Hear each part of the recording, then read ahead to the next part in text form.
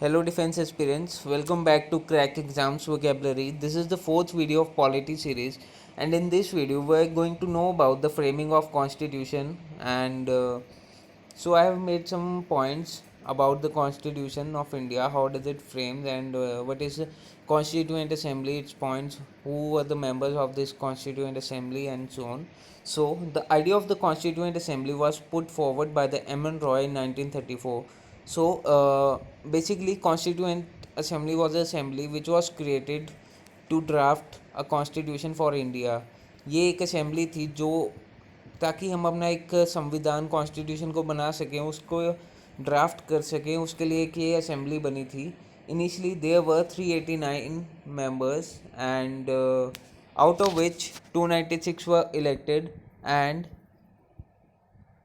elected by the members of the provincial assembly and 93 nominated by the princely states. Total हमारे 389 members थे, जिसमें से 296 elected थे provincial assembly से और 93 हमारे नॉमिनेटेड थे प्रिंसली स्टेट से. 1947 में हम जानते हैं कि हमारी पार्टीशन होगी इंडिया और पाकिस्तान में, तो जो इसकी स्ट्रेंथ थी वो 299 रहेगी. और जो इनके फर्स्ट इंटरिम प्रेसिडेंट थे वो थे सच्चिदानंद सिन्हा. मतलब जो टेम्पररी हमारे प्रेसिडेंट थे वो थे सच्चिदानंद सिन्हा जी.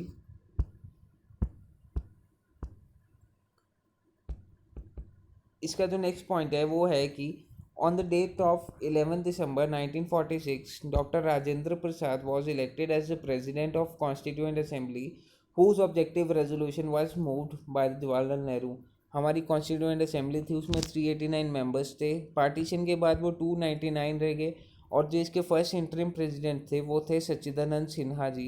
और जो हमारा 11 दिसंबर 1946 की डेट थी, उस दिन हमने डॉक्टर राजेंद्र प्रसाद जी को इसका प्रेसिडेंट इलेक्ट किया, जिसका रेजोल्यूशन मूव किया था डॉक्टर जवाहरलाल नेहरू जी ने.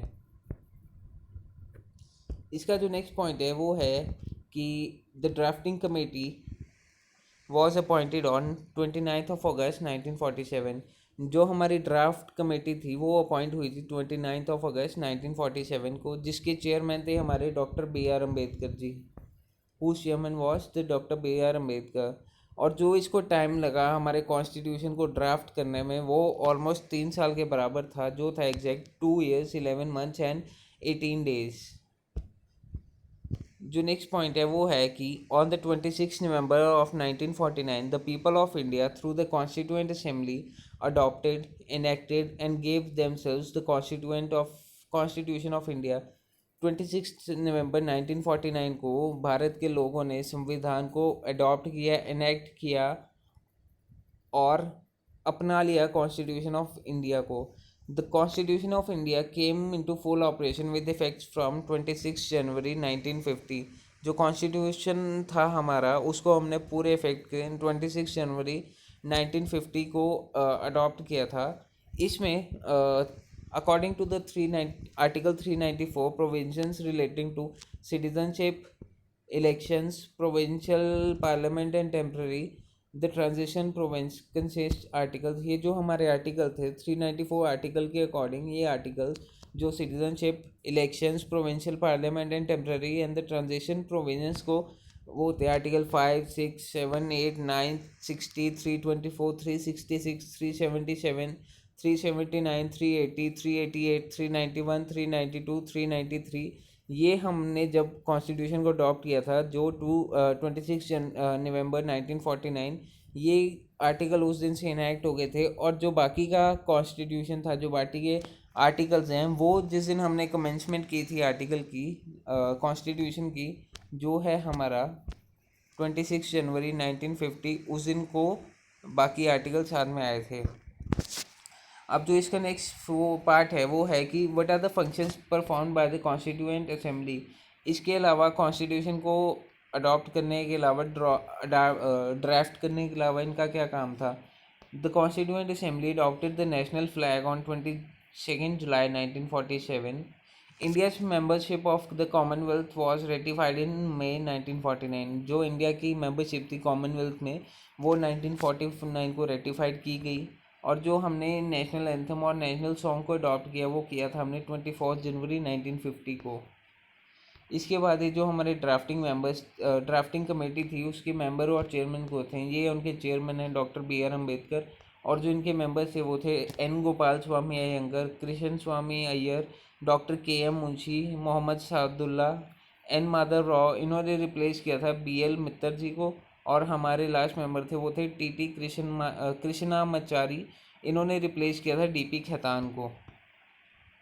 और इसके बाद जो हमारी first member of interim government बनी, जो टेम्प्रेरी गवर्नमेंट थी, वो थी पंडित जवाहरलाल नेहरू, वाइस प्रेसिडेंट थे एग्जीक्यूटिव काउंसिल के, एक्सटर्नल अफेयर्स और कॉमनवेल्थ रिलेशंस के। वल्लभ भाई पटेल थे होम और इंफॉर्मेशन और ब्रॉडकास्टिंग मिनिस्टर। बल्लभ देव सिंह जी के पास डिफेंस था। डॉक्टर जॉन मिथाई जी के पास इंडस्ट्रीज एंड सप्लाईज थी। सी राजा गोपालचारी के पास एजुकेशन था। सी एच भाभा जी के पास वर्क्स माइंस एंड पावर्स थी। राजेंद्र प्रसाद जी के पास फूड एंड एग्रीकल्चर था। आसफ अली जी के पास रेलवे था। जगजीवन राव जी के पास लेबर थी। लियाकत अली जी के पास फाइनेंस थी।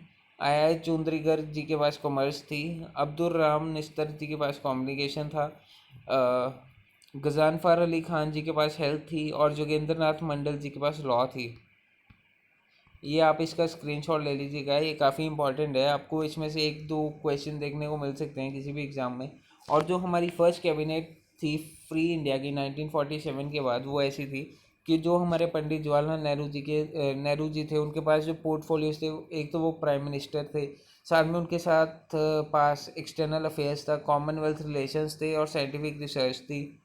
उसके बाद जो हमारे हैं सरदार वल्लभ भाई पटेल जी, उनके पास थी home, information and the broadcasting states.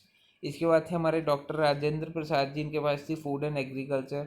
Maulana Abul Kalam Azad ji के पास एजुकेशन थी। डॉक्टर जॉन मिथाई जी के पास रेलवे एंड ट्रांसपोर्टेशन थी।